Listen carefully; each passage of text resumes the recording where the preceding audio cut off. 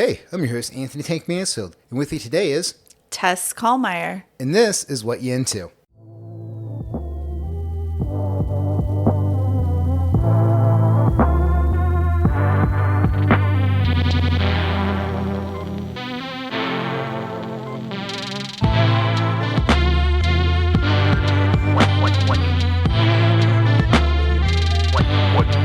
What you into?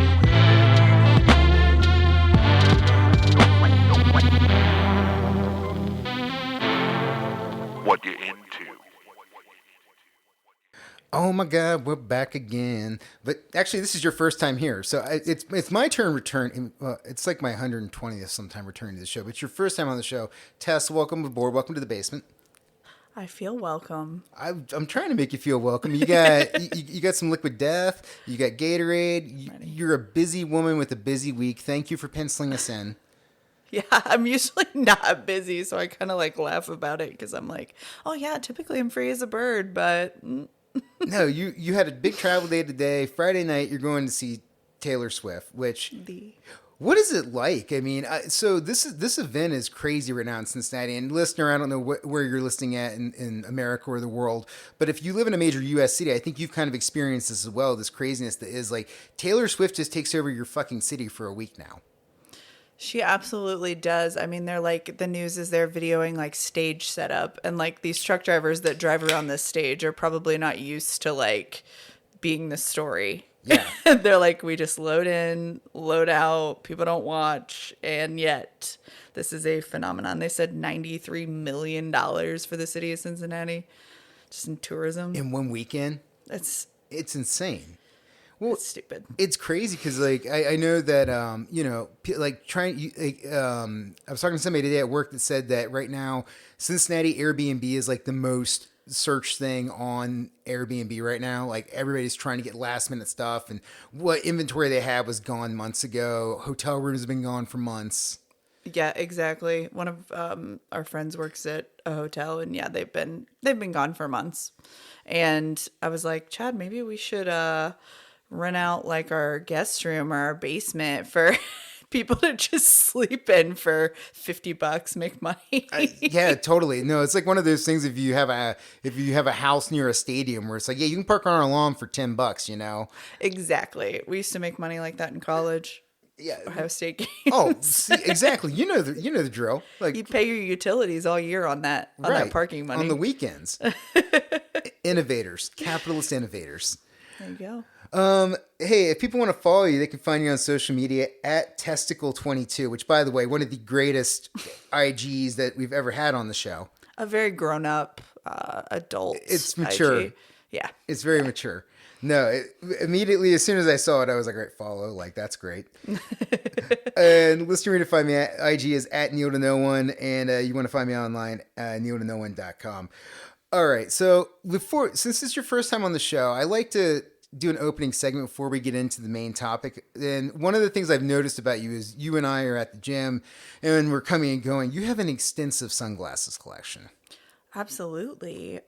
First of all, I'm pretty damn blind, and so I'm always wearing my contacts, but my eyes are super sensitive anyway. So yes, I am not often without my sunnies. I started calling them that when I heard a bunch of Australians do it, so go ahead and use it. Okay. My sunnies. So yes, I absolutely always have a pair or two of sunglasses. It's one of the one things that I don't lose, where I typically lose every single thing I touch, but knock on wood, I do not lose those. And so, yes, love them. I am in the same boat as you. I will lose a pair of sunglasses like once every 5 years, but they are a daily staple of my wardrobe. If I'm outside, I have sunglasses on. And unless it's nighttime, I have sunglasses on. Absolutely. So do you have like a certain brands that you like to buy or styles? I do love my designer shades, but I also love to just get on Amazon and grab any sort of crazy looking thing. If I feel like following some sort of fad, I'm definitely on Amazon looking for them. But I have some nice ones. I like my Tom Fords quite a bit. I have a couple Gucci ones. Ooh, nice. You know, just to try to be cool. I would like to get some Gucci ones. That would be, should. They look very cool. And again, it's a fashion staple. It's one of the rare things that I will spend money on. Like I'm not a jewelry guy, but I am a sunglasses and hats guy. I tend to go with right now it's Heat Wave because they're better than off the rack glasses, but they're not super expensive, and they also specifically make a big head style, which dude, I got a fucking cinder block for. I'm gonna tell my husband. Yeah. I'm gonna tell him. Oh no, Chad's in the club too. He's also in the club of having a head like a fire hydrant. Like yeah, he needs them as well. Because little sunglasses suck. It hurts. Like it squeezes your face, and it makes your dumb fat face look even fatter and dumber. And I don't need that. Right. You need to help yourself. Yeah, I need a bigger size. And I also like I got a few pairs of electrics and Von Zipper, but it's been a while since I picked up any of those. Not an Oakley's guy. Do you fuck with Oakley? I am not, and I was gonna say I'm not a Ray-Bans person either. At least not the typical like. I don't know. I guess they're like cop Ray-Bans is what I would call them. The cop ones are like the classic look, like 50s black Ray-Bans, the kind of square. Yeah, no, they don't look good on me, and I'm not gonna wear them. See, I like a good cop's glasses. I like a good blue blocker. I've never owned a pair of Elvis shades, but I've kind of always wanted a pair. Ooh, yeah, you could pull them off. Why not? I'm hoping. My wife says I can wear any sunglasses, and I tend to agree, except of course if they are too small, then it just hurts. There you go. And, You can wear any sunglasses. and it's brutal. Is there any other sunglasses that you avoid? You're actively like, ugh. No, I don't think so. I will say with the hair that you don't have to think about is I run into trouble where if I go to put the ones with the nose pieces up to push my hair back basically to get them off of my eyes when I go inside, it gets caught in my hair and I hate that. So I kind of do steer towards kind of the all plastic ones. Oh, you're a very good question. You just answered. Where do you put your sunglasses when you're not wearing your sunglasses? You're an up on top of the forehead lady? I will put them on top of my head, but if I'm wearing the ones that I mentioned that I know get caught in my hair, I have to either like put them back in their case. Okay. Or I don't want to put them on my collar usually because I'm not usually wearing a shirt. Like if I'm wearing a tank top, I don't want it. Oh yeah, something. pull. You get the dip. Yeah. Yeah. I'm usually on the shirt, but typically I'm wearing a hat, so I just throw them on the bill of the hat. See. And that works. I can't. I just cannot do the whole backwards on the back of the neck sunglasses thing.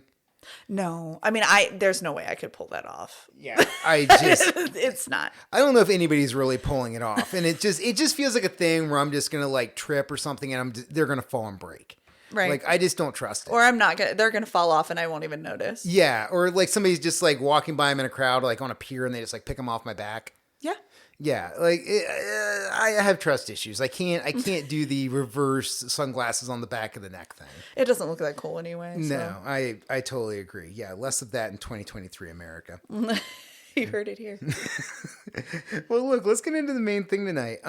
So okay, I talked to you and I was like, we were finishing up at the gym, and I was like, hey, do you want to talk about powerlifting? You were like, weightlifting, and I was like, yeah, weightlifting. And so I think that's kind of an interesting thing is just off the bat is just like something we're into on the show with hobbies and collections is people have very specific terms for things. So do you see a line between what powerlifting and weightlifting is, or how do you approach all these different worlds? So I do understand what you're saying where it's like how into the weeds am I if I'm like trying to make that delineation, but I'm not making it because I specifically love it as a hobby, but because they are two different sports. Mm-hmm. And so powerlifting is a sport and then weightlifting is a sport.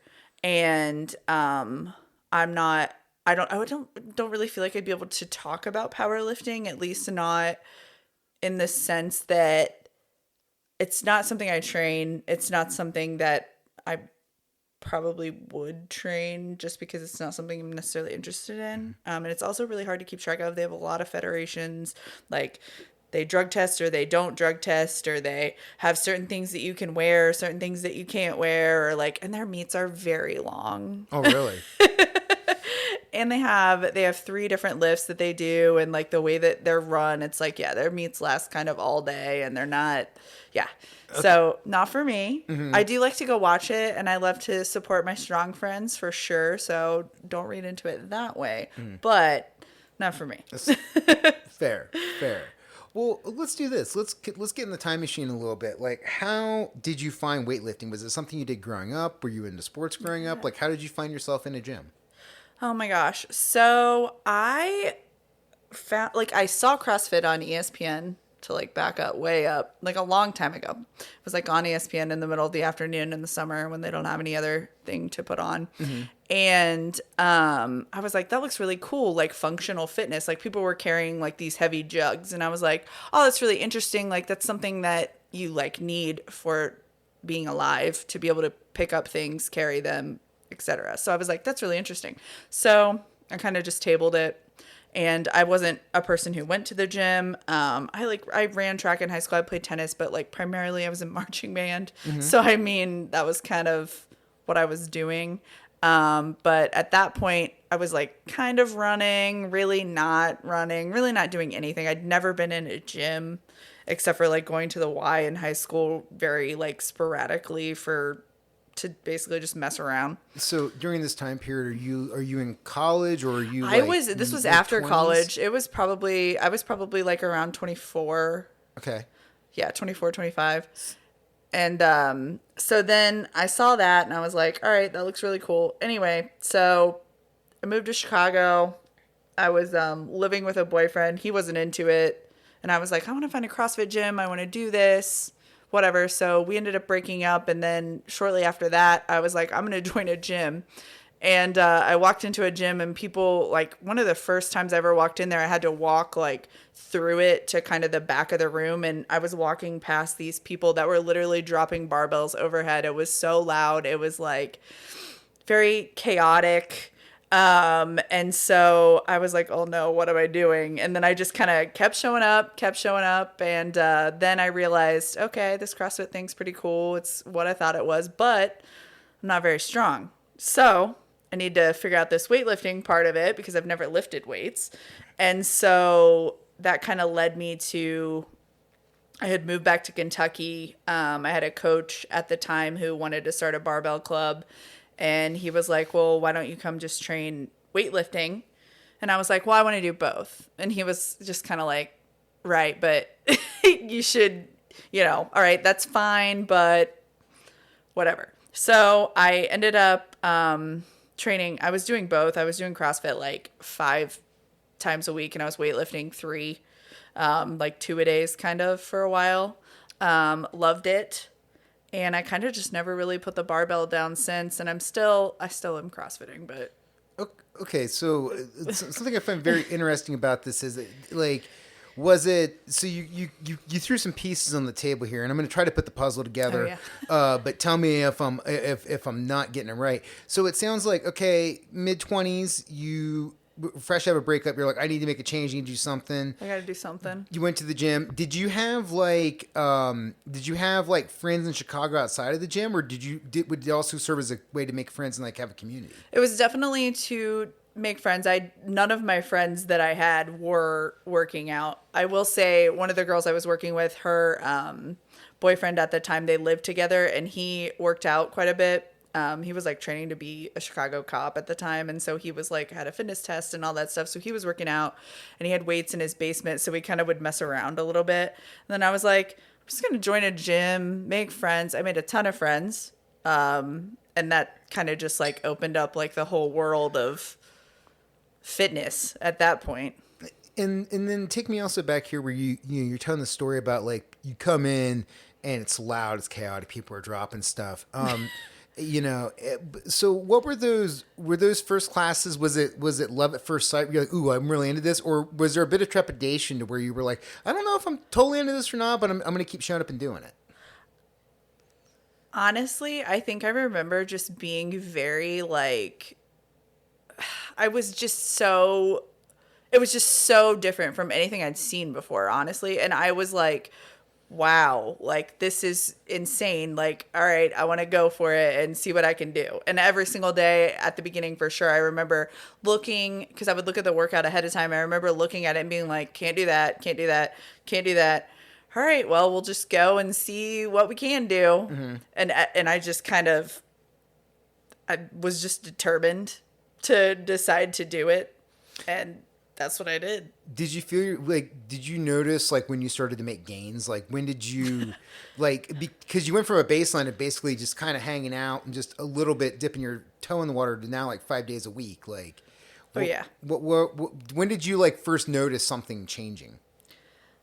I think I probably noticed it when like the people that I had started with, like I could see that I was kind of more into it than they were. Like you could, like they were still going, but like I was like, I'm here no matter what. And they were like, oh, you know, well, if I miss, I miss. And I was like, okay, I got to figure out my diet. I got to figure out, like, I just like went for it because I wasn't doing anything else. I mean, I was like, I had like a weird living situation because like I wasn't with that guy anymore. And like, I just really didn't have anything else going on.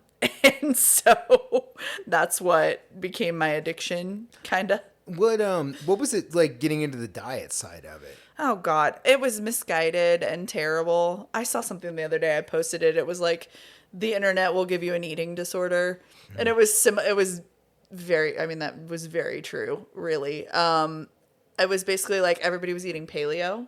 We all were. Everybody was. It was like, oh, we're not going to eat carbohydrates. We're going to just eat a bunch of protein and nuts, and that's all we need. And Our farts are gonna be terrible forever. exactly. And I really bought into that. And I was like, but I will say the one good thing was because it kind of took out one aspect of cooking. Like it took out all carbohydrates. I learned how to cook.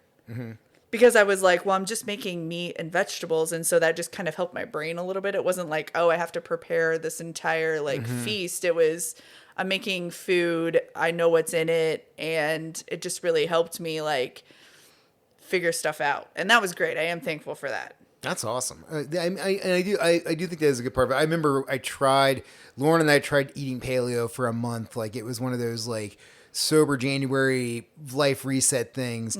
And by the end of it, we were just both like, okay, I need a slice of pizza. I need something. Right. Like, Right. I can't do this. But we made it through, but it's hard. And also the amount of prep work that goes into it is crazy. Cause like, Lauren, she does the cooking for us cause I'm terrible at it.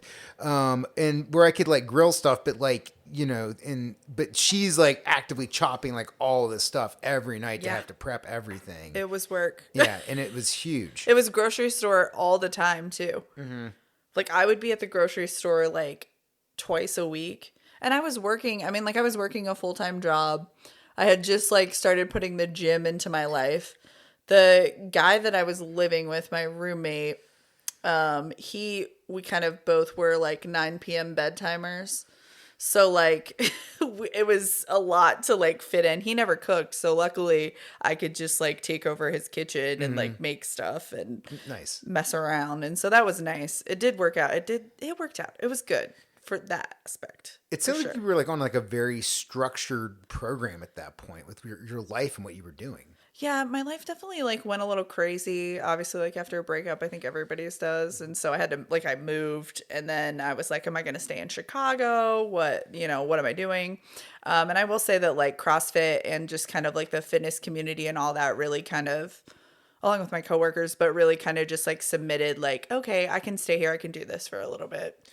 So when you made the move from Chicago to Kentucky, and then you were splitting time between these two gyms, what was the difference like between being in a group environment in CrossFit versus like being in a barbell gym? So I was at the same place. Okay. They had 2 different rooms though, which was actually really very nice because you could kind of like focus on lifting in the other room. Nice. And so there weren't people like running in front of you or pushing baby strollers in front of you and whatnot. And so it was nice to be able, so I would do CrossFit class and then I would kind of walk across the hall and I would come and do weightlifting, and it was all girls. So it was just fun to like just kind of lift weights with the ladies in the other room a couple days a week. And of course, my coach at the time, Jarrett, was like, okay, so when are you going to compete? And I was like, I'm like, I'm not doing this like to compete. Like, I just want to get strong so that I can do CrossFit and be better at it. And he was like, yeah. So when are you competing?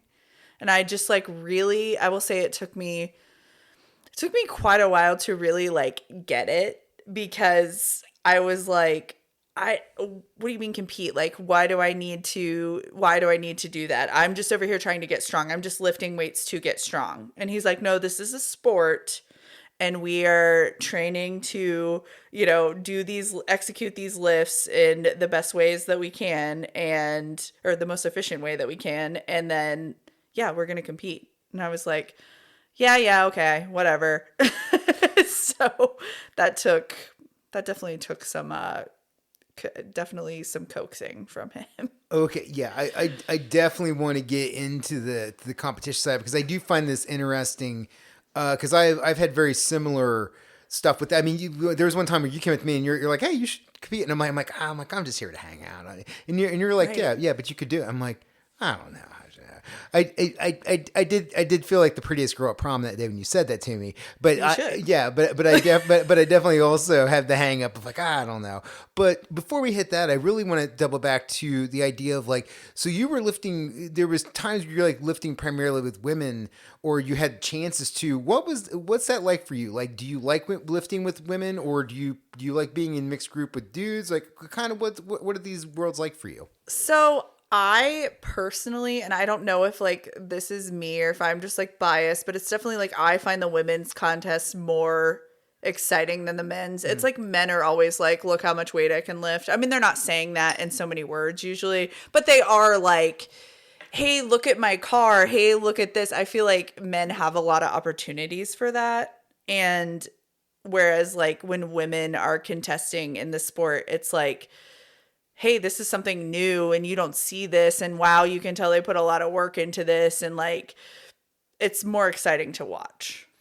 Do you feel a connection with the other athletes because you're kind of a smaller group? Is that part of it too? I mean, the community definitely, like, nobody wants you to miss a lift. I mean, maybe at these like big national meets, like obviously there's going to be medals, and there's going to be, chances to compete on world teams and stuff like that. And so people want to win, but also it's not, and there is a gamesmanship to it, which is kind of fun. I can get into that if you want. Nice. But like, it's more like everybody's there just kind of to support you, and like they want you to do your best. They don't want to see you miss.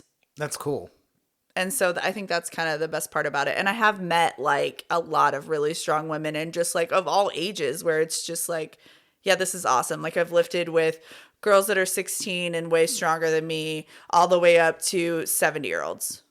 Is there any commonality or through line that you see between these different women that all come together under the banner of one sport? Is there anything that you all have in common, or is everybody kind of just their own thing, and for some reason they're attracted to lifting heavy shit? I mean, honestly, I hope that there's a commonality, and I just think it's like, wow, look what we can do. And it's not even in like the whole like Rosie the Riveter situation, or like even necessarily like, fuck the patriarchy or any of that really. But it's more just like, hey, this is something that I've seen and I'm doing it, and like you should come do it too, because I never thought I'd be, well, at least that's how I feel about it. I never thought I'd be doing it. So like, hell yeah, come on, join up. Let's go. I'm not even, as an aside, I'm not even the strongest weightlifter in the zip code. I am in a completely esoteric sport, and yet a girl that lives down the street from us actually is way stronger than me, and probably way stronger than I'll ever be. So it's just kind of funny. Like I make that joke, like, wow, I can't even snatch the most in the zip code. And like if I asked, 25 of our neighbors what a snatch was, they'd just be like, that movie with Brad Pitt? Yeah, exactly. they're like, are we talking like the? Yeah, exactly. Like, why are you asking me? Okay. Can I answer? Yeah. Yeah, we call it the ham wall in our house, lady. Okay, we're classy. So then, okay, so with that, then, and of like in getting into the competition, like what is your relationship like when you're in a competition mode? Like could you kind of, you said before like nobody is missing a lift, or no, you don't want anybody to miss a lift, but are you like aggressive towards other people, or are you like into your own head? Can people talk to you that day? Like kind of what's your mental space when you're at a Oh, competition? absolutely. I mean, I'm pretty weird, but like I don't like to get too in my head because I know if I get too in my head with anything, it's just like all bad. I mean, it's just kind of advice for living, like, you know. So I do like to kind of be out there. You're probably sharing a platform with someone in the back, like in warm-ups and stuff. So you can't really be too much of an asshole. And also it's a small community. So if you're, you know, a dick, people are going to find out. And if you're kind of being a diva and if you're like, you know, I need all of this space and I don't want anyone to talk to me, it's going to be, you know, found out. And also we're lifting at like local weightlifting meets, and it's really for the most part, and it's just like, hey, we're just trying to have fun. And you don't have fun by being an asshole to other people generally. I mean, some people do, but No. Okay, so far I'm on board with the sport here. I like what's being said. Do you like have any quote unquote like game day rituals? Like, do you have something where like you always eat this for breakfast, or like you have like a playlist that you listen to before you go out? absolutely. So I try to find about like 10 minutes to do like a meditation. So I'm just kind of breathing and sitting in a corner for about 10 minutes if I know I'm going to compete that day. You weigh in 2 hours before you compete. So I'm typically not eating anything until after I do that. But then once I weigh in, it's like, it's on. I like try to just have, but you have no new foods on game day. But I don't have like something that I eat the same thing of. But I do always have like gummy candy to like, you know, keep the blood sugar up. I think it's very important not to introduce a new food on a game day. It's because it's a recipe for pooping. And and do not like job interviews, any kind of game you're having. yeah, Don't no, do it. Listener, never wear red to an interview and never eat new foods on game day. You're welcome. Now you got some solid life advice from Uncle Tank and Aunt Tess. Yes. So, okay, so when you're there, like, and when you're actually out competing, like, what is that like? Are other people lifting at the same time, or is it just you? How's this work? So you basically weight is continuously added to the barbell. So you, before the meet happens, you say what your starting weight is. You put that in. And so then that's how they kind of divide you up. So people that have a similar starting weight to what you're going to start with are in your session. And so your session is 2 hours long. You have, well, typically they're 2 hours long. They set aside 2 hours. It kind of depends on how many people are competing. But you start with the snatch. And then once everybody has had three attempts at the snatch, then you're going to have a 10-minute clock. Then you're going to have 3 attempts at the clean and jerk. And then that's basically the entire session. And so to start it, the person with the lowest start is going to go. If the same people say they're going to start at this weight, it's basically by lot number. They just kind of assign you a number, and the lowest one goes first. If you're lifting the same weight as another person, you have 2 minutes to execute it, which is, well, you have 1 minute to execute it, which is a ton of time because it's just one lift. People kind of get a little antsy when it's like their first meet. They're like, I gotta run out there. I gotta go do it. But really, you just have to have the barbell off the floor in that clock, and then you're good. If you miss it, you get the opportunity to lift it again. You can also add weight to the bar, even if you miss. And so typically then you'll get a 2-minute clock so that you can kind of have some rest. If someone else is taking that weight for a first attempt and it would be your second attempt at that weight, then they're going to go in front of you. So then you kind of get a little bit more of a break, which is nice. And so that's kind of where like kind of the gaming comes in. Like you can bump up your start. You can lie about your start and say it's lower than it is. And then when the session actually starts, you can just be like, oh yeah, I'm going up. Rack 35's on the side of that. Yeah. You can kind of play there. Whereas like where someone that was in your session might be like, oh, I thought she was only lifting, 35 kilos. But you really pushed it to 45. I mean, you can kind of say whatever you want at that point. You just can't go down. Okay. So it's kind of fun. There's like games happening in that. But like I said, you want people to make their lifts because then it's easier to know when you're about to lift. When people start missing, it messes with the clock and then it kind of messes with the order of people. Okay. So then you're like, oh shit, I don't know. Like you have to either speed up your warm-ups or you miss some of your warm-ups because you've got to go. Okay, that's interesting. So it's in a way, it's kind of like fighting, where it's like, hey, we scheduled it to be a 5-round fight, but dude got knocked out in the first round, so you're up in 5. Whereas you Right. thought you had 20, Right. and it's like, oh shit, okay, Yeah, here we things are. like that can happen. So you think you know what's going on, but in like big meets, if there's someone that doesn't get any snatches, then they're not allowed to clean and jerk. So then that could take out some people for the second half. An entire section. So then you're like, oh shit. So your counting is like all messed up. There's a whole like art to counting at like a weightlifting meet. Really? It's a lot of fun to like figure it out. Like, okay, so there's 3 attempts ahead of my attempt. So I'm going to take, this weight that's close to what I'm about to do in the back. I'm going to do it. And then I'm going to go sit in a chair and be on deck for my attempt. And like I said, you get 3 attempts is what they call. So you don't necessarily get 3 lifts, you get 3 attempts. And then you're going to get 3 for your clean and jerk. Are you with anybody at this time, or are you solo? So yeah. So typically your coach will be with you. Okay. But you always want to have someone that is able to count your attempts and count how far you are from your lift. So you have to definitely have someone to help you do that. And that's another good part about the community is if your coach can't come because your coach is remote or because your coach is not at that meet for whatever reason, there's always someone that will help you out. Nice. You can always find someone to be like, absolutely, I'll count attempts for you. And I've had, plenty of people do that for me. And it's awesome. Chad learned to count attempts and did it at a local meet that I went to. Because I kind of didn't tell my coach I was doing it. And then I was like, oh, hey, I'm going to compete. I know I don't expect you to come, but so Chad did it.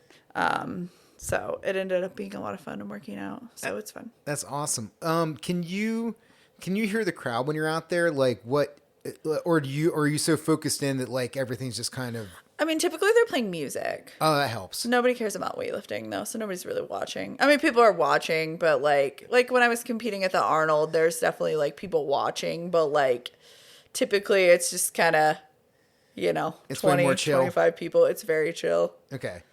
Right on. What kind of music are they playing? Is it just like standard gym stuff? Like It's definitely standard like gym bu- music. like butt rock and some rap.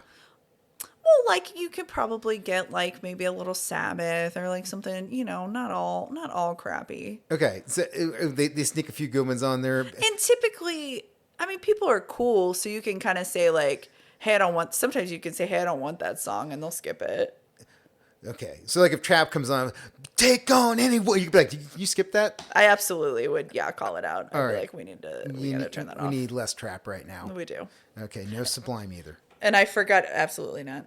Probably no Phil Collins either. That doesn't really get me hyped. I don't know, I'd be pretty stoked if I got to like, if you hit your lift and then you get to hit the air drums. Maybe. That would be hard to time though, right? Because you're on the clock, so you'd really have to, it'd be hard. Yeah, you have to really time that, but damn, instant TikTok clip. If you could, yeah, it'd be good. It'd be good. It'd be good. It'd be way good.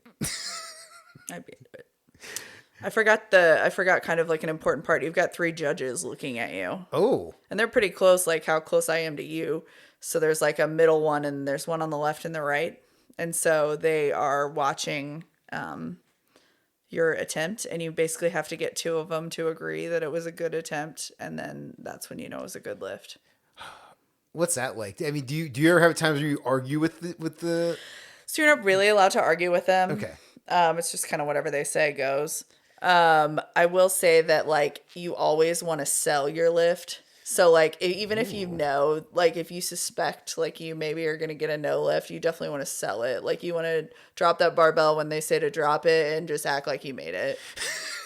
Because you can sometimes probably convince somebody that might be on the fence of marking it as a fail of not doing it. They're like, look, I've seen this so many times a day. I'm just kind of, it was close enough. It's good. It's close enough. All right. We'll give that one. Do you do any CrossFit competitions? So I have not. I did one individual competition. It was like scaled and it was a while ago and I was total head case and basically got like last place just because I completely just lost my mind, which was fun. That was, I had to mourn that for a couple days. And then I've done a couple team competitions. I have fun with them. I think weightlifting's just a little bit more fun because I know exactly what I'm going to do and I know exactly how it's going to go usually. And it's on me, which is a little bit nicer. Just, I'm not worried about like what my team's going to do or worried about like making anyone like feel bad or if they're feeling, you're just not dealing with other people's feelings. I didn't play team sports growing up, so it's like hard. It's a double-edged sword. It really is. Like there's something great about sports where it's single player, and there's something terrifying about sports that are single, because it really does come down to you, and it is whether you do the thing or not.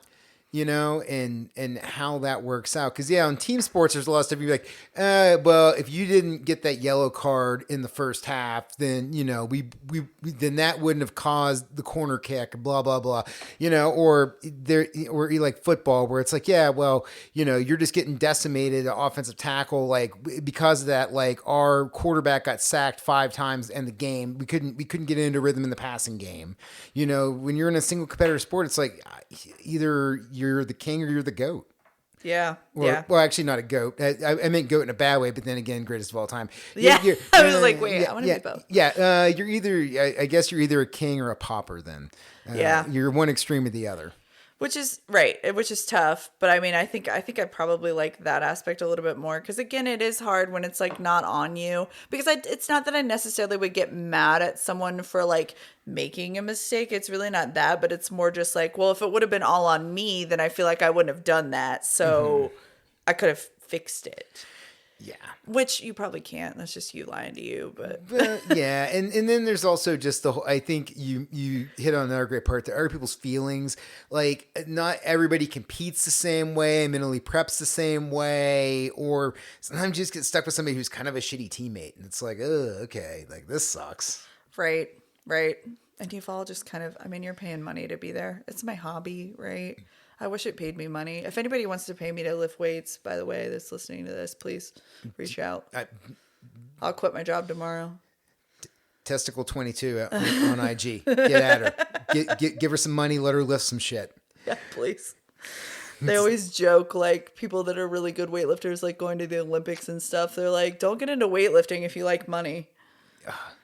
Yeah, there's a few sports like that where it's the whole thing where there's one or two that is the household name and that everybody else is not making money. Like, I mean, shit, the PGA Tour's like that, where the dudes that are like, in like the 50th or the 60th guy on the tour, these guys are fucking living out of their cars, not making shit. Yep, they're not. So, and then, and again, like other sports like skateboarding where everybody can name Tony Hawk, but, after that, It's like, okay, who else? And, okay, there's, like Chad Muska and stuff like that. You can start naming a few guys, but it is a very short list for how big that sport is. Right. I agree. So definitely that's taught me a lot. It's kind of like, it's hard because when you like figure out a hobby or you figure out something to do, it's like, then you really see like, who cares about it, but it messes with you too, because you think, oh wow, so many people care about this because I care about it. But like nobody knows what weightlifting is, and like I'm doing it in my garage, and I would love to like teach you, like I would love to teach you how to do it, and I would love to like coach it, but also, I realize that's not money making. That's definitely going to suck up a lot of time, and I still want to compete. Yeah. No, a lot of the things you're saying right now run very parallel to roller derby, which was something I was involved at for a long time as an announcer. My wife is a former player and still owner of the Cincinnati Roller Girls. Like that whole idea of like, this is the most important thing in the world and nobody knows about it. Yeah. And it's like, but I dedicate my life to this. And it's like, but nobody knows. Right. And also talking about, like, you're talking about, like, putting money into it and travel and all that kind of stuff to compete. And that's another big thing too that I think people don't understand initially about amateur sports is, it's an amateur sport. Outside of college, you're paying to play, and because for the love of the game, this is something you enjoy doing, and the risk and rewards that comes with it. Which is like such a funny thing. You're like, wait a minute, is this frivolous? And then you're like, no, like, I saw something the other day. It was just like, no, if you like feel joy doing something and it's like not bothering anyone, like absolutely do it as much as you can. Yes, 100%. and again, the name of the show, what you into? My whole thing is when I meet people, I'm like, hey, what are you into? Like, what do you? Because so many people have dog shit jobs that they hate, and it's like, what brings you joy? And that's the main thing is like, what makes you happy? Like, what if you got a day off, what do you want to do? Right. And for a lot of people, that's different, For me, I look at weightlifting as like a maintenance thing. Like, I don't really enjoy it, but I have to do it because I got whatever that body type is where you can put on mass pretty quickly and easily. And so if I don't work out, like, I'm even more of a bloated mess. And so I'm like, all right, if I want to keep drinking beers and having a horrible diet, I should, which is the joy part. Yeah, I need to do some burpees. Yeah. You gotta pay the penance. I know. Yeah. I feel it. But you're on the side of like, this makes you happy. Like, is this something where can you wake up in the morning and immediately get into the gym? Like, are you somebody like it's 6 a.m. Let's lift? If I have to fit it in at that time, I will. But I've kind of just like made it so since I can lift in my garage, I've kind of made it so that if I have time, I will fit it in. That will be like the first thing that I fill the time with. So if it has to be at 6 a.m., sure. I don't lift very well at 6 a.m., but I don't know. I don't know if anybody does, honestly. It's hard to it's hard to get your body to like even know it's alive. I hate lifting in the morning. I refuse to lift in the AM if it's not double digit AM. So by 10. Yeah. So after 10 o'clock, I'll lift. But anytime before 10 a.m., fuck you. I'm not lifting. Tough. I'm drinking coffee, and I got to have some time to get things kind of leveled out because I can't be picking things up and putting things down before 10 in the morning. No, and I feel that. I definitely feel that. That's hard. There are people that do that. I know. There's some wild cards out there that are getting up and putting it in at like 5 in the morning. And I'm like, I don't know how you could. Like, how do you do it? There was people that, like, back when I was doing jiu-jitsu was doing that too. I'm like, how are you, like, at 5:30 in the morning playing murder practice? Like, no. Like, don't, like, I'm just not that agitated that early, I don't think. Yeah, it's like, I might thumb you in the eye if you try to fucking put me in a rear naked choke at 5:30 in the morning. Like, again, I need coffee to be friendly. So, yeah, way too early for that. I feel that. But this is like one of the things that I did, and one of the reasons why I wanted to talk to you about this was like when I started following you on Instagram, I started seeing that you had a home gym. And like, is it a shed? Is it your garage? Like what have you created at your place? So our house was built in 1930, and maybe I don't know, maybe I'll fact check that, but something like that, right? Mm-hmm. And our garage is detached. And COVID happened, and basically I had my own barbell, and that was it. I didn't have weights. I had been like just training at a gym, and I just happened to get my own barbell because I saw one on eBay that I wanted, and it was a good price. So I ended up with a barbell, no weights. And I was lifting at a gym and brought my barbell home, and Chad created my husband created a weightlifting platform and some blocks for me to lift from. And I got a squat rack, and I just kind of went after it. I have a hard time. I will say weightlifting kind of was what I more gravitated to during the pandemic, because I will say it is hard to gear yourself up for a bunch of burpees by yourself in your garage, especially in that time during the pandemic when everything really felt pointless as hell. Yeah. And burpees felt especially pointless, I would say. It was just abysmal for a little bit. So weightlifting was something that I could still be like, all right, well, I could still get better at this, or I could still tweak this, or I could work on this. I think you're hitting upon a kind of a reoccurring theme here on the show is the pandemic and what people did during it and how that's created in, or like what changed in her life and what is stuck and what hasn't.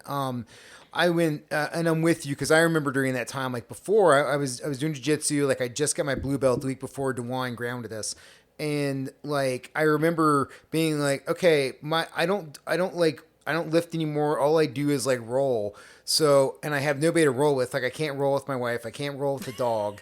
Like this isn't gonna work. I mean, you could, but Yeah, maybe only one time. Yeah, one time, and then I get like The furniture's broken. yeah, and it's not good. The girl, wives do not like jujitsu holds by and large.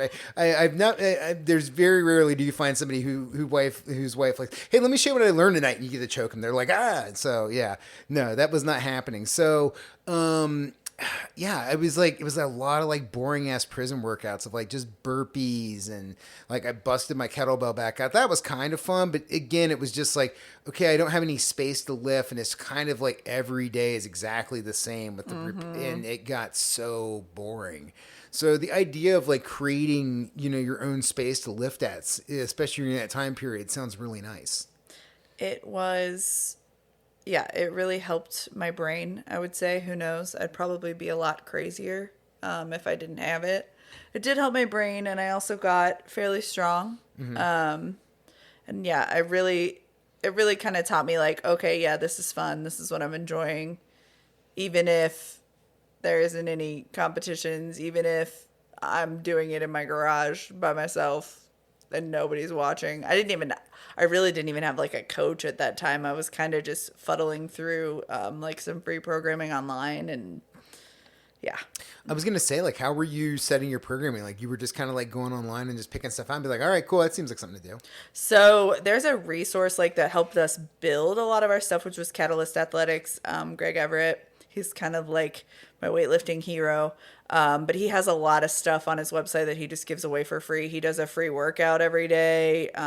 He has a bunch of programs that are already written out, and he just puts them online. You can just get them. Nice. He had plans on how to build a weightlifting platform that Chad used in our garage. And so that was kind of just, he also wrote the book Olympic Weightlifting, and it's kind of a Bible. So it's pretty like, that's where a lot of it came from.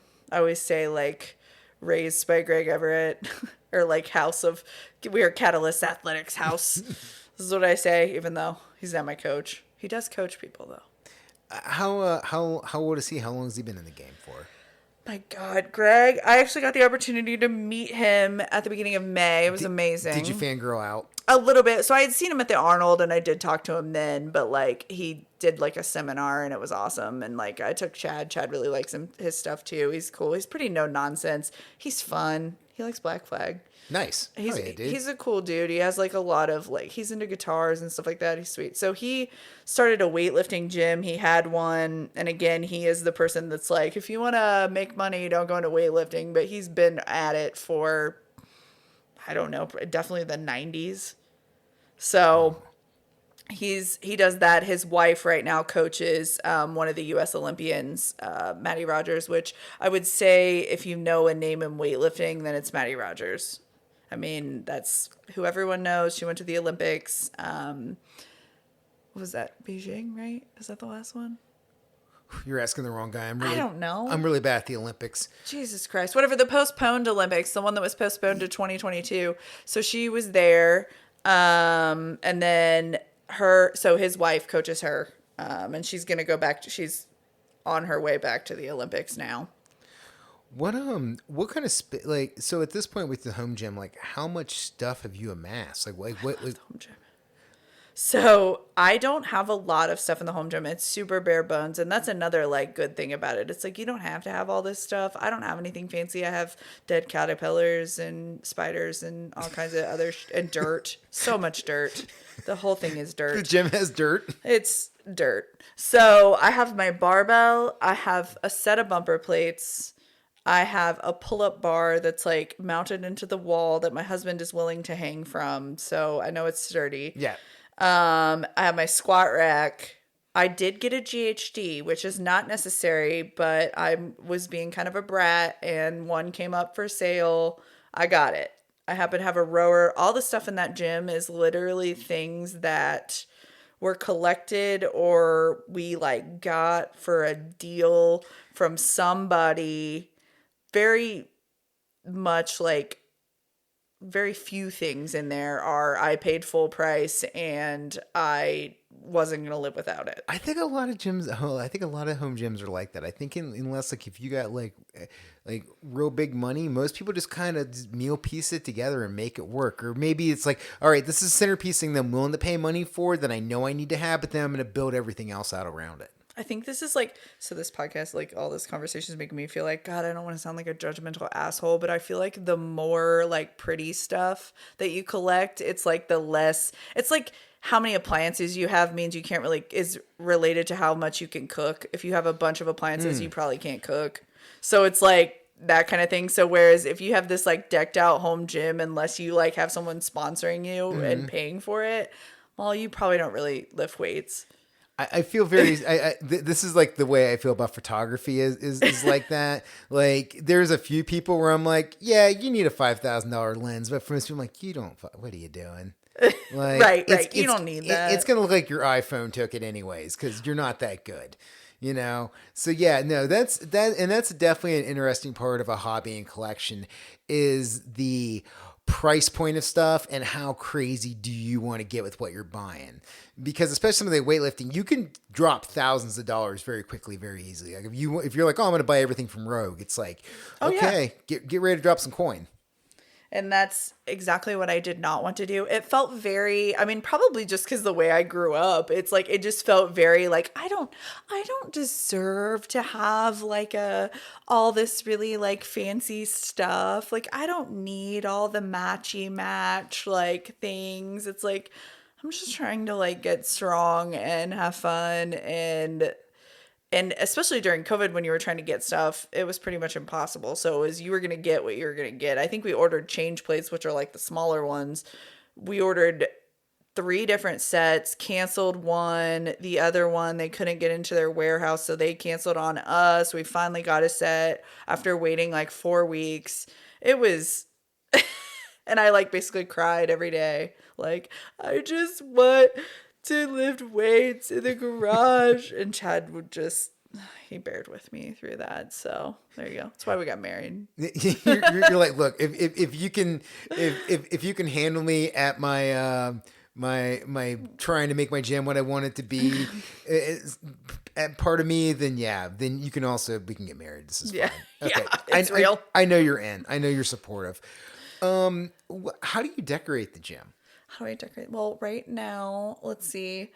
I have a couple flags up. I've got basically whatever I can collect and put up. I saw something the other day that I want to put in the gym. It was actually at the CrossFit gym that we go to. It was a sign that had a trash can on it and it said no trash. And I was like, I think I need to put this in my home gym actually, but also my home gym is decorated with like tools and garage stuff. But then I have my flagship, my Welcome to the Shit Show flag, which I saw my coach had one, so I needed to buy one because she has one, and I would like see it in her videos, and I'd be like, I need that. So I immediately bought it. That's like my big thing. I like how it's the centerpiece. Where like it frames stuff as well. When I see your reels. Yep. And we have a TV too. Oh, nice. So I can watch a trash ass TV in there and not bother my husband. So how's that work? Like watching TV for you when you're in the middle of lifting? Like, do you have to pause it when you're in the midst of a lift, or no? Is it just like background noise? I'm just watching like garbage. It's not even anything worth watching. Like I went on a kick of watching Below Deck, and basically that's how I'd convince myself to go to the garage. Like, hey, if you go out to the garage, you can turn on Below Deck. So then I'd go out there eagerly because I'm like, God, I want to turn this on. I need to see what the hell's going on in the show. And like, yeah, that was a joy for a while for sure. That lasted a long time. They should do that more at CrossFit. They should let us watch trash ass TV while we're working out. Old episodes of SVU. Yeah, I would like to rewatch all of Rock of Love personally. Okay, yes, perfect. We'll watch like the bandanas change. Yeah. Through the episodes. Through each episode. Yeah. 100%. No. God, that show was a long time ago. I definitely watched it. Oh, I watched all of the VH, like that Flavor of Flav, Love. yeah, Flavor of Oh Love. my God. I still quote New York to this day. Dogs cry, doves cry, you cry, we all cry. Like Is everybody that her? cries. Yeah, New York.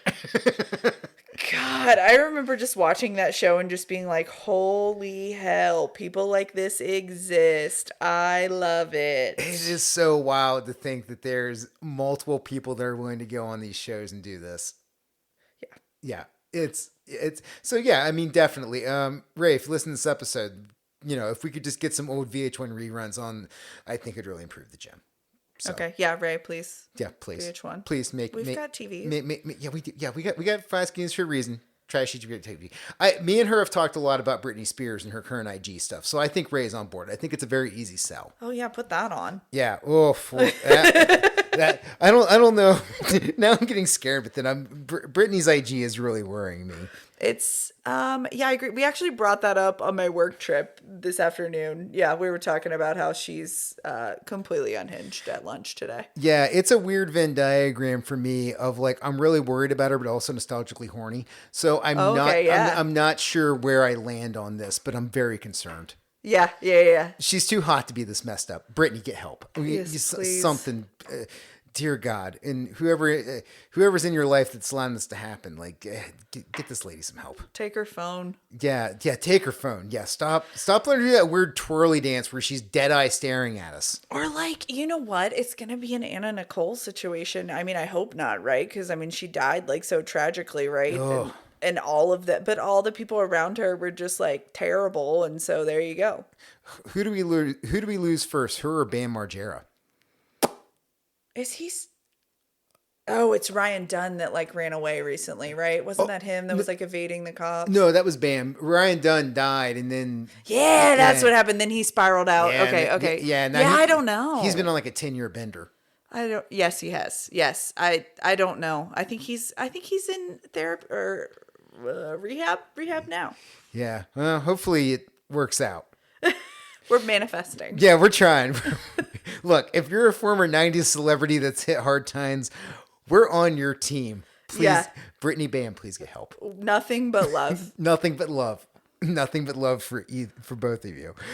All right. So what do you? Okay. So other than like trash TV, like you're also like, what do you listen to? Do you listen? Because you're a music person, but you're also a podcast person.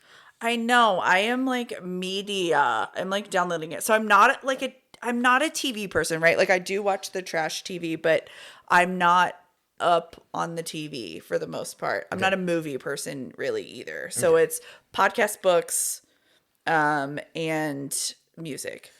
And I'm even kind of behind on that. Like if I found out your band broke up in like 2004, I'm going to go listen to it now for the first time. Like, I'm like, okay, it's about time for me to start listening to you. Case in point, I really started listening to the Hold Steady a lot during the pandemic. Oh, nice. And like, I had never listened to them like when they were a band. And then I was like, oh, they broke up. Great. I am going to get into this now.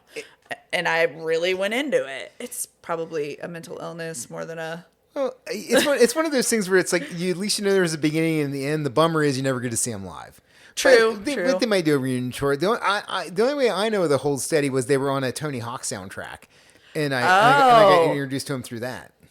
They have several good albums. They're very good. They're very excellent. One of those bands where their lead singer has a very unique voice, and you either love it or hate it. Yeah, exactly. But you instantly know what it is.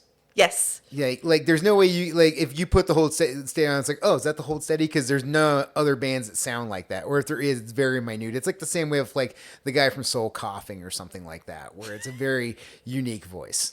Exactly. But anyway, so I do listen to a lot of podcasts. I spend a lot of time out there, so I kind of go through a lot of different stuff. It kind of depends on my mood. I will say that I kind of bummed myself out last week. I accidentally was like listening to this podcast and the topic was sexual assault. And if I would have read the description, which I didn't, but if I would have read it, I probably wouldn't have put it on because I really was like, I started lifting like shit. I'm listening to a sexual assault like survivor discuss like a bunch of stuff that happened to her and like terrible. It was terrible. And then I was in a terrible mood. Yeah. So probably not going to do that again. No. But I do typically like, I like to listen to podcasts like this, like Armchair Expert, like where they interview people people I never even thought I cared about, learning about them. I love listening to podcasts where I'll learn something. And then music, I had a really cool garage playlist, and it had everything from like, Fuck the Police to like Dua Lipa to, Sabbath, obviously, all the stuff that you listened to in the weight room in high school in 2000, like, two. I have a Spotify playlist called High School Weight Room Weightlift. Okay. All right, cool. Yeah. Awesome. You're going to have to share that with me. A lot of White Zombie, a lot of Pantera. I would love to hear it. I will spin it. I will absolutely spin it next time I'm in the garage. That's something that is nostalgic for me. Because while I wasn't really in the weight room in high school except a couple times, it's still the way that my high school had it set up. You had to walk by it and you always heard the music. What was going on? Yeah. Yes. All the time. So that I like to listen to Two Friends. Just they have 45-minute DJ mixes. Anything I don't really have to think about, honestly, because I kind of just want to tune in and tune out a little bit. But I mean, I am a little picky, but I like what I like. Does stuff pump you up? Like, is it something where you're like, I need to be pumped up, I need to put this on? Or is it just like, I just need background noise. I just cannot do this in silence. It's both. So like if I have like a heavy squat day or like I think I'm going to be especially hard on myself, I like to turn on something that I'm like, okay, this is going to like pump me up. And I like anything with like kind of a beat. There's definitely a certain like, I haven't really been able to pinpoint like what type of music it is, but it's like it has to have a driving rhythm behind it. And typically that's going to be played on a guitar. Okay. Nice. Okay, I'm with you on this.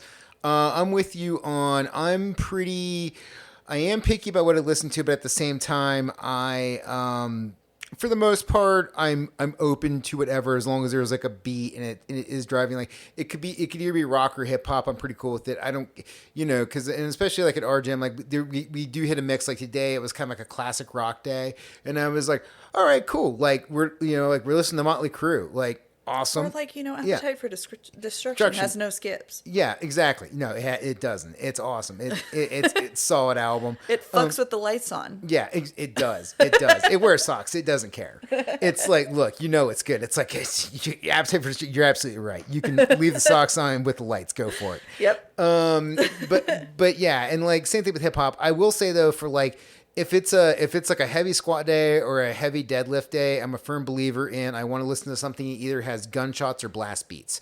I'm into that. Yeah, so it either needs to be we need to be really like it needs to be gangster rap. Like we need something where it's like or just something like East Coast rap. Like it needs to be GZA, Wu-Tang, something of that nature. Maybe West Side Gun, something that's like very heavy and bassy, or it needs to be something metal where it's just like we're lifting heavy shit. Yeah, we need heavy music. Yeah. Yep. I feel that. I definitely feel that. All right. So we talked about a bit earlier about like the equipment that you have to buy for weightlifting. What about the apparel side of it? Like, do you have specific things you wear to lift in or shoes that you want? Like, how does that work? So absolutely the only thing you need if you want to weightlift is a pair of shoes. If you want to compete in weightlifting, you need a little bit more, but I would recommend getting a pair of weightlifting shoes. They've got that raised heel. They do nothing but help you out. They've got a solid, sturdy base. Love them. Definitely need them. You see people also they got knee issues. They'll have knee wraps, wrist straps, all kinds of stuff. If you want to compete, you got to get a singlet, and nobody likes wearing a singlet, and nobody looks very good in a singlet. It's very awkward. They're very weird, especially if you're a boy. Sorry. The first time I ever lifted, I lifted in a wrestling singlet. Like, I looked insane. And then I finally realized there are companies, or at least there's somebody out there that's making like cute singlets that you can get. And those are a must, at least if you're me. I said, if you can't lift good, you can at least look good, which is key, at least for me. But yeah, so there's that. Any other time, I just like to just wear, my gym clothes, whatever feels good. I like to wear tall socks sometimes, just to look cool and be in touch with today's youth as much as possible, you know? Is that what the kids are wearing? Is the high socks? Yeah, I think we gotta do high sock Chanel, which is fine. My legs are long, but I think we gotta do that now. Oh no, I hate high socks. I know, I know. I like being as minimal sock as possible. I think we gotta go high. You gotta go higher. Damn it. I know. It's okay. Yeah. No, this is like like when you don't wear the socks right with the times, it's like when you don't wear facial hair right with the times. You know what I'm saying? It's kind of like if, there was that whole thing back in the 90s and 2000s where like people made fun of you having a mustache, whereas now having a mustache is a cool thing. Right. And if you can't grow one, like what the hell's the matter with you? Right. Yeah. Like the dad stashes are very in. Whereas on the flip side, like you see nobody rocking the goatee anymore. Which I'm not sure when the goatee is going to come back, but everything else from the 90s has come back. So I can't believe the goatee is not back in fashion. Oh, it'll be back. There's people that never went away from it. They got one, and then that was it for them. There's a lot of dudes that have kept the Stone Cold Steve Austin mustache goatee combo forever. Especially in Ohio, there's a lot of dudes. Yes, there are. There's a lot of dudes rocking a lot the of white Stone guys Cold. in Ohio. A lot of white guys. Wrap around Oakleys. Yes, it's a look. It is a look. It is a look that they've had for 30 years now, and they're not moving on from it. Well, I was going to say jorts and those white New Balances, the 508s or whatever, you know what I'm talking about. Yeah. But cool kids are wearing the 508s and the jorts, so it's like, I don't know. Also, the 508s are like the known like coach shoe. Oh, they are the coach shoe of choice. They are also the lawn mowing shoe of choice once they've been worn out from coaching. Yep. And you got them for the yard. I don't understand people that don't have mowing shoes. My friend Jazz, she recently sent us pictures of this dude that was mowing with the dude had like Kroger bags around his feet, and it's like, dude, you like go to Goodwill and just get an old shitty Also, pair you're gonna of shoes. fall. Yeah, my guy. like it's not. I don't know what you're trying to do. I don't know if you only got one pair of shoes, but or what the deal is, or like Go to Goodwill, please. I'll buy you a pair. Yeah, but we need to get you some shoes, dude, because this ain't working. Like you gotta have yard shoes. God, I remember when I first had to start cutting the grass. My parents are divorced, so I had to cut my dad's grass only. But my mom was like, "She better have shoes." Like that was like the first thing. Like there better be shoes for this. Yeah, it's like, I don't care if you make her mow the grass. If you make her mow a bank without self-propelled and she weighs less than the mower, she better have shoes. Well, looking out for you, your safety, your footing, making sure you got proper grip. Never mind, I'm gonna turn the lawnmower over and freaking go die. directly into it. Yeah. Yeah. Oh, my dad flipped a tractor on a hill once, and I'm like, that sounds like the scariest thing ever. And I'm like, how did you avoid? And he's like, I just bounced the right way. I was like, Jesus Christ, man, that would suck. Hey, that's applicable to weightlifting. People are like, oh, you don't have like a spotter. And like you do in powerlifting, but like in the snatch and clean and jerk, there's nobody to spot you. It's the barbell needs to go one way and you need to go the other. Yeah. And that's that. Yeah, that's the reality of the situation. I mean, that's literally that. Have you ever had any injuries from lifting? Is there anything that's ever snagged you? I had to stop for maybe like a month or two, and I really never sussed out what it really was. It wasn't like I got an MRI, but they like did a nerve test. It wasn't that. They were like, oh, do you have carpal tunnel, like a wrist thing? It was probably something in my neck, which it's like scary to hear, like, oh, there's something wrong with your neck. But I don't have a small head either, so it's probably the case. And so I stopped weightlifting for, God, probably like 6 weeks, and I was sad for a lot of that, honestly. And then this was before the pandemic. And then I kind of never really like ran into that again. I haven't messed up myself, like fortunately, knock on wood. Yeah, same. Too badly. I have hit myself in the nose a couple times with a barbell. That sucks. It's very bad. My old coach hit himself so bad he freaking between the eyes basically just cut, and he had to get like butterfly stitches right there. Like he was bloody. I think it is one of those things where like it's not if, it's when and how bad. And luckily again, knocking on wood, I'm with you. Like I've fucked up my wrist before, and I got like permanent shoulder shit that just sucks, But I've not had like a catastrophic thing. I haven't had one of those things where like you see those nightmares on TikTok or whatever, where like somebody drops like 350 pounds on the back of their neck and just like completely folds themselves into a bench. It's just like, all right, what are you doing? Right. And all those people are for the gram. Yeah. Right.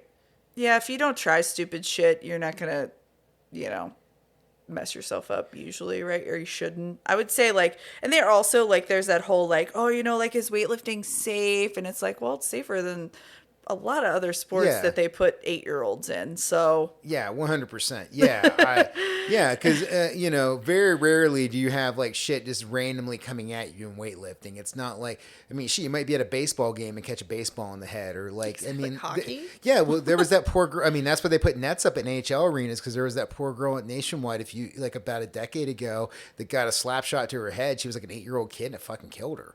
And it's just like, it's like shit, man. Like she wasn't even on the ice. She was just hanging out, So yeah, I would say that weightlifting is definitely, it's as far as sports go, it's a pretty safe sport. But I will say that like Mother Nature, you have to respect it and understand the boundaries of it. And, I always get like I'm always the person that's like, all right, do I have my clips on the end? Is everything where it needs to be?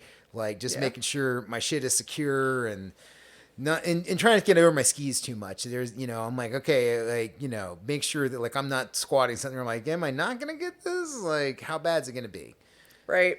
Right. And I think, and for a lot of people, it's like, you got to take your ego out of it. And that's hard. That's hard for a lot of people, of course. Well, any sport, that's hard. It's hard. It is hard. But, I think, I don't want people to like be discouraged. It's like, please, everyone weightlift. Like, if you think that you might like it, freaking try it. Get a coach and freaking go for it. Like, absolutely get a coach though. Like, find someone to teach you how to do it. Don't just think like, oh, I'm going to do this, because there are a lot of people that do think like, oh, I'm going to do this, or I did power cleans in high school, so like I could probably do this. Like, no. Yeah, again, a lot of my thing is I'm just not self-motivated enough to work out, so I need to be in like a group environment. But I like having coaches that plan stuff for me, and they're just like, look, do this. I'm like, awesome, thank you for telling me what to do. Mm-hmm. And also, again, looking out for my safety, where it's like, hey, you're doing this, don't do that. Like, do this instead. Exactly. Because there's a lot of people that are just like what you're saying, where it's like, oh, I lifted in high school, I'm going to go to the gym, and it's cool. And it's like, hey, man, just because you saw something on YouTube doesn't mean you understand how to do it. And a lot of times you're not seeing your form, like, because you can only see your POV. Like, you can't see outside your body and see like what you're doing with your back or what you're doing with your legs. It might not be correct. Exactly. You can't. I take videos. I take a lot of videos, and it's not really for like vanity purposes. It's more, I send them to my coach because she's not with me in the garage, but it's more just like, am I doing that right? Am I doing what I thought I was doing? Isn't that cool how technology has allowed us to do that? That we're to that point now where you can actually do shit like that. Like, you don't have to be with your coach. You can just literally send them a video and be like, hey, check this out. Like, is this right or is this wrong? And them from, in this case, I'm not sure, like, if it's 100 miles away, tens of miles away, thousands of miles away, your coach will be like, no, do this, adjust that, and then send it back to you. Yeah, it's awesome. It's very cool. There's all kinds of apps and shit too. They'll draw lines and vectors and whatever, and you can figure out your movement pattern and change it. Hell yeah. All right. So what's the Arnold like? Like, what is it like to? Gosh. What is it? What is it like to go to as a fan, and what is it like to be in competition there? I love the Arnold because the Arnold is like, everybody thinks it's kind of like for the bodybuilding show, right? And that is a huge part of it. But there's also like the biggest weightlifting meet every year is at the Arnold. And so I forget how many lifters were at this past one. I did not compete. I forget why. Oh, I was getting married. Okay, so I was busy, so I didn't compete because I was like about to get married, and it was just like too damn much this year. But I competed in 2022, and it's such a fun like environment because there's so many people there that care about weightlifting, and then there's so many people there that just generally are like into sports because it's a sports festival. Yeah. And so absolutely go and like check it out if you get the chance because it's cool, and if you get to compete at it, which I did, and it was awesome. It was so much fun. I made new friends. I mean, I follow people on like Instagram that like I wouldn't have met if I like wasn't going to. You can see Olympians there. You see really like famous coaches. Like it's a good time, and it's well run. It's a very nice and it's a national level meet, so people that are competing there can go on and compete at other national events. You can qualify for finals because that's the American Open Series 1. There's 3 series. They're all on the same level, but they just have 3 different contests of it in different locations. But Series 1's always at the Arnold, and then you can compete at finals, which is actually it happens in December. So nice. American Open Finals happens after Series 3. I'm always so blown away by the Arnold and just like how long it's happened and what it's morphed into, and just the amount of love it has because of how it puts a lot of sports that are kind of niche sports. It like puts it on a pedestal, and it's like, no, this is cool. This is awesome. Check this out. And just the amount of people that come in for it, it's incredible. And like you're saying, like weightlifting is there, and you have powerlifting, you have strongman stuff, and you have like, you know, I know they have jiu-jitsu. They have a stuff CrossFit going on competition there. Yeah, CrossFit there. stuff. They have going on jiu-jitsu. there. They have a ton of the fighting stuff that I don't know anything about. Yeah, like all the stuff that's like the, you know, like the stuff that adults do for like exercise and stuff that is also a sport. Like they just bring it together on one roof, and it's such a cool thing to get to see and experience and just look at it. It's awesome. It's huge too. Yeah, it's overwhelming. massive. I mean, it's the entire Ohio Convention Center in Columbus plus. Yes, plus like they're adjacent, like the weightlifting competition's held on the fairgrounds. Yeah, and I'm honestly kind of surprised they just haven't taken over the Ohio State Fairgrounds at this point, which I'm guessing they're probably locked in on some kind of crazy deal with the convention center. And the convention center is in a great spot of Columbus. Listener, if you've never been there, it's like it straddles between downtown and Short North, which is like the cool arts district / like bar district now. And it's right across from the arena district, which is where Nationwide Arena is, and also Lower.com Field where the Crew plays. So it's in a sweetheart of a spot. It's really very nice. Yeah, a lot of hotels around there. Very, very cool spot. People just walking all over the streets, places to eat, whatever. It's awesome. Yeah. Yeah, and I agree with you. Like the amount of people you run into there, it's like it's crazy. The different booths and just the people. Like I ran into Bobby Lashley from the WWE there, who's like this huge weightlifter guy / pro wrestler, and it was like running into a human action figure, like some dude that's just like 6'4" and 280 with abs. It's just like absolutely. You can see Arnold too. I mean, he's there. Which is yeah. I saw him in a hallway. I was in and that was kind of like when the president comes in, because there was like a whole stopping of the room. It's like, hold on, we got to move Arnold through, and like everybody had to stop, and they cleared a path, and Arnold came through and waved at all of us, and then awesome. And then we all sandwiched back in together because it's packed up there. That's the other thing too. It's just overflowing with people. It is packed. They make a lot of money that weekend for sure. It's great. They make a lot of coin. I did just go to like the show last year, and I did watch some weightlifting. Arnold actually did watch. He'll always watch like a session of weightlifting. I think that would make me nervous. If I was competing in front of Arnold, I'd probably shit my pants. Yeah. Have you ever got to speak to him? I have not. No, unfortunately. I've just seen him. I don't even know what I'd say to him. I have no idea either. What could you say? If I shook I feel like if I shook his hand, I'd probably just kind of like fall over and have to like lay on the floor or something. Yeah. When I meet celebrities, I Chris Farley out. Do you remember that skit from SNL where Chris Farley's like hosting the show and he's like talking to Paul McCartney? He's like, remember you were in the Beatles? And Paul McCartney's like, oh yeah. And he's do like, remember and that. He's like, that was awesome.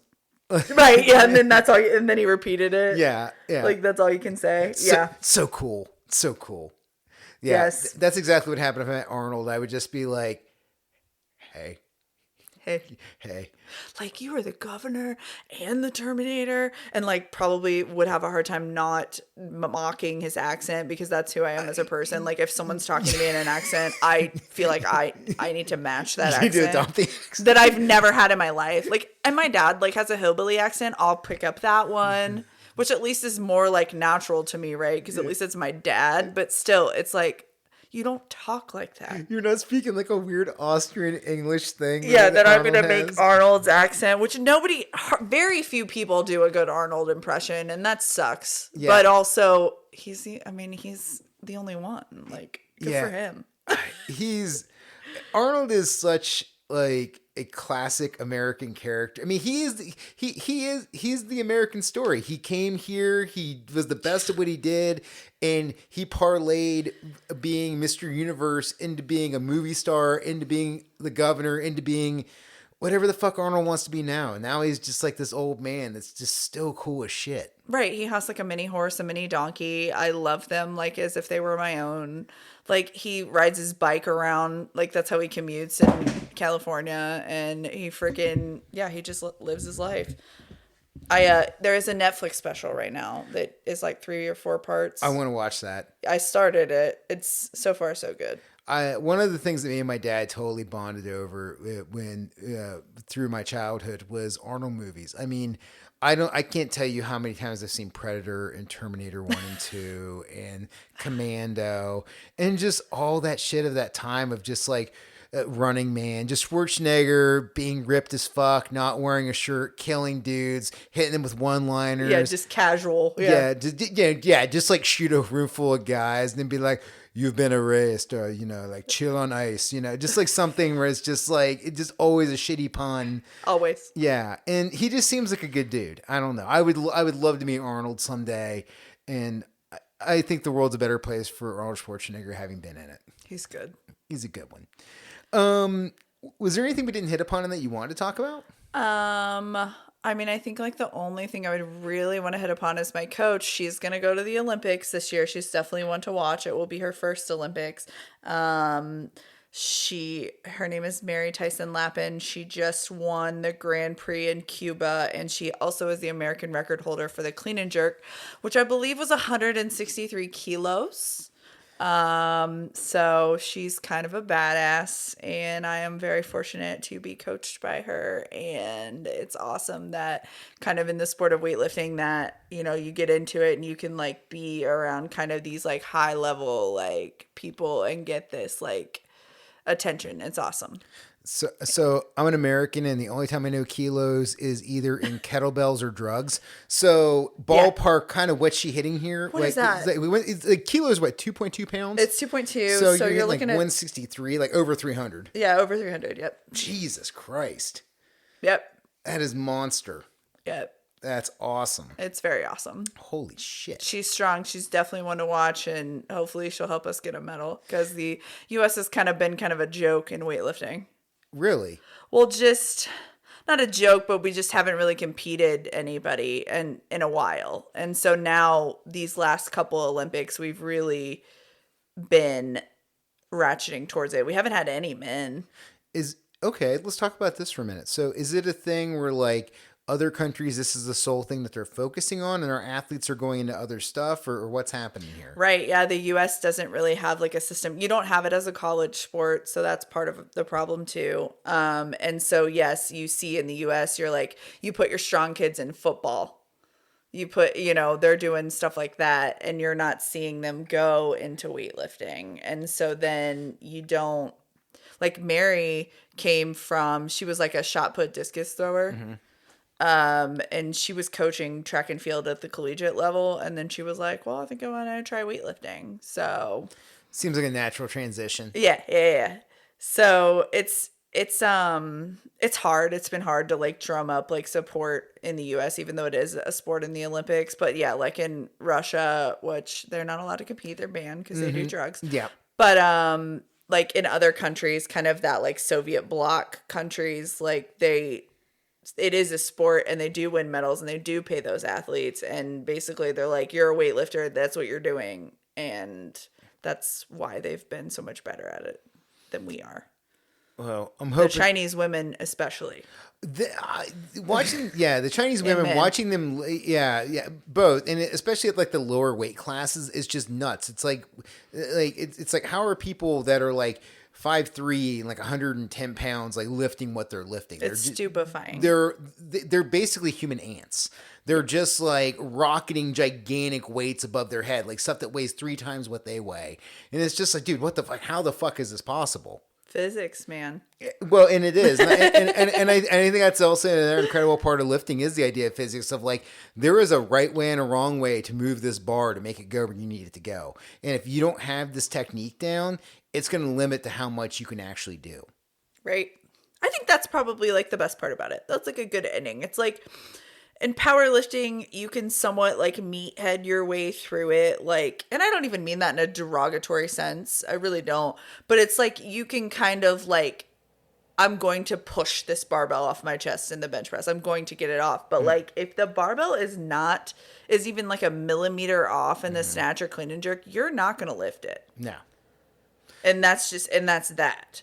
In 100% agree with you on that, because it is a thing where it's just like, look, there's so many things that have to happen to make this thing move.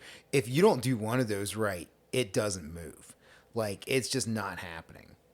Which, I mean, you either look at that as like a challenge that you want to go after, or like you don't go for it. I wish more people would go for it though. Well, maybe. I mean, I feel like you're giving a very convincing case as to why to do so. Absolutely. I hope so, because it is a fun sport. I have a lot of fun doing it. I did not like physics at all growing up, so I'm kind of just as surprised as everyone else that I'm that into it.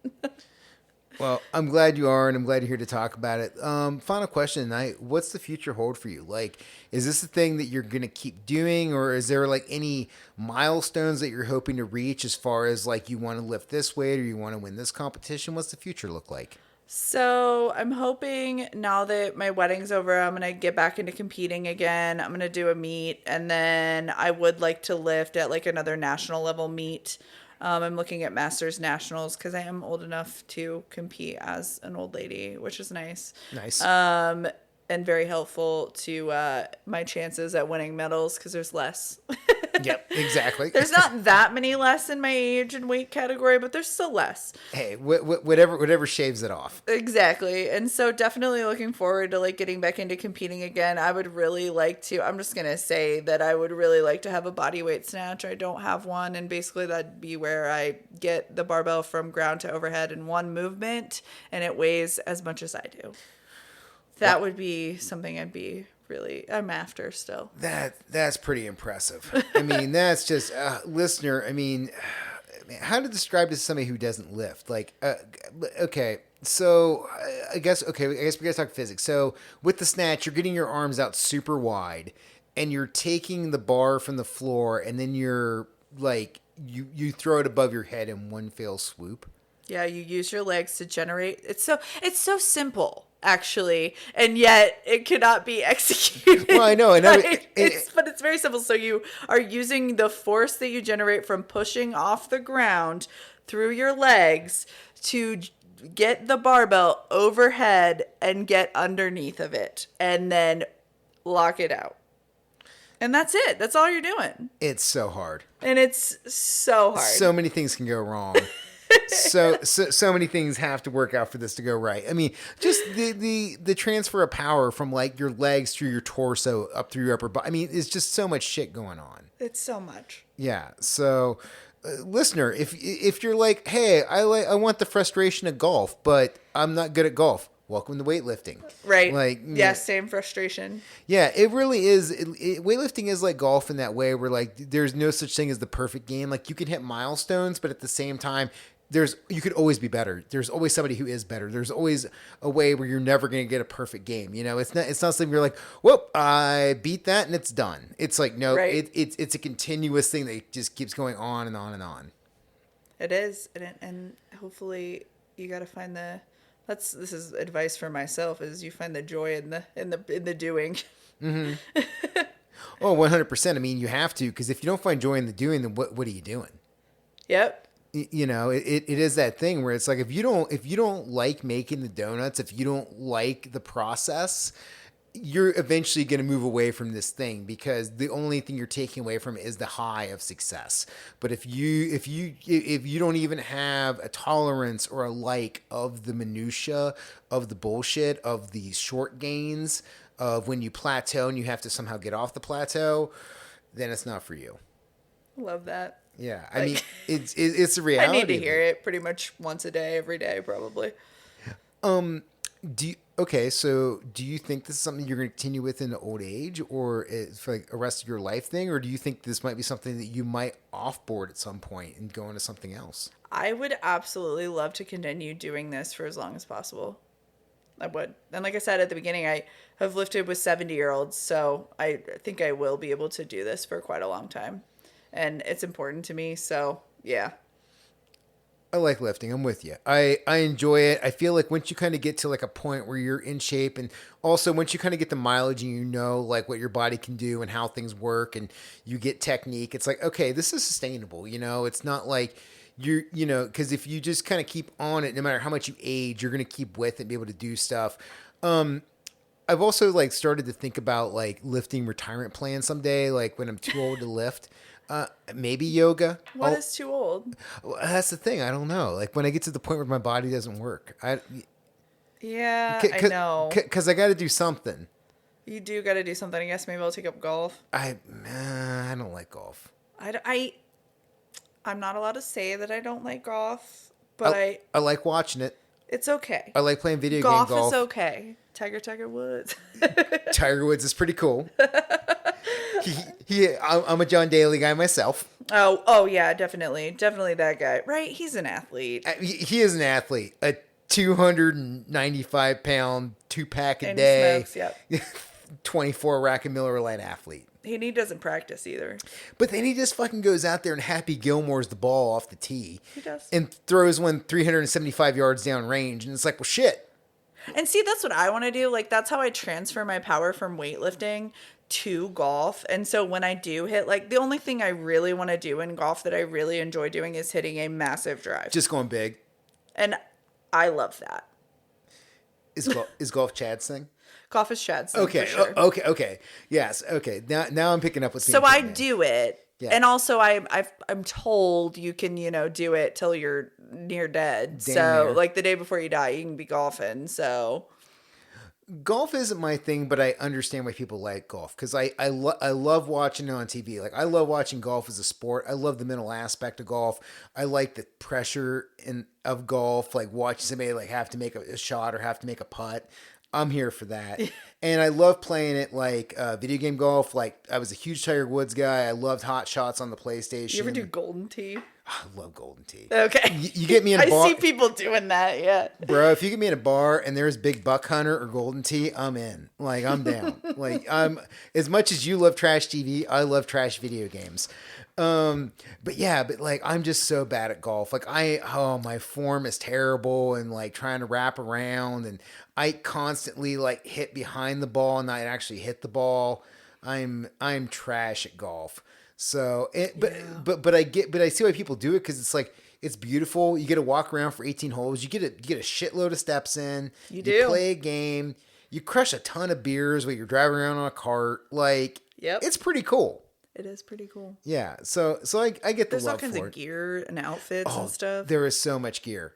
See? There is so much gear. One of the best episodes I ever did was with my friend Abby, who is she used to be the taproom manager at Listerman, is now the taproom manager at Third Eye, and she is a golfer, and it's phenomenal. Like I totally get why she loves it. That was her whole thing in high school. Was in high school, varsity. She got a varsity letter every year. Went to states every year, freshman through senior year. Decided not to do it in college because she was just so burnt out on playing golf at a high level. Yeah. And now she's back into it as an adult, and it's like her hobby. And it's what she enjoys, and she's a fucking murderer at golf. And so it's like I get like that. And seeing people do something at a high level, I always appreciate. The same way I appreciate you weightlifting at a high level. Like you're somebody who I look to as like one of the premier athletes in our gym, and as somebody I really appreciate yeah, that. yeah, and I'm always very impressed by like the numbers you're putting up and what you're doing. So yeah, I like seeing people that like what they're doing and like what they're doing and doing it at a high level. Absolutely, I think we can all get behind that. All right. Well, now that I've given you a pep talk there, Love it. Going into coach mode. I think it's because the shorts are up above the knee. right now. That's why I'm getting kind of coachy. Maybe I'm going to go upstairs, put on a polo, bust out a whistle. I don't know. We'll get the New Balances. I need a pair. Tell the people where they can find you out online if they want to follow you in your weightlifting adventures. Oh yeah, absolutely. Come see me at Testicle22. I'm either posting that or my damn dogs on Instagram. On the gram. It's a must follow. You get dogs, you get weightlifting, and What else is there? And you get a hilarious at. Come on. Follow. Yes, you do. And sometimes I think I'm funny and tell jokes. So there you go. And I'm always, up to something. It's a solid follow. Listener, find me at Neo to No One on Instagram. And also, thank you for listening to the show. If you know a friend that's into weightlifting, share the show with them. Just text it to them and be like, hey, check this out. I know this is something you're into. Give a listen to this. And once they listen to it, maybe they'll find the rest of the back catalog. There's over 100 episodes of What You Into, exploring different hobbies and collections. Thank you for listening, and thank you for passing on the word. Tess, thank you so much for coming and doing the show tonight. Super appreciate it. I had a ton of fun talking to you.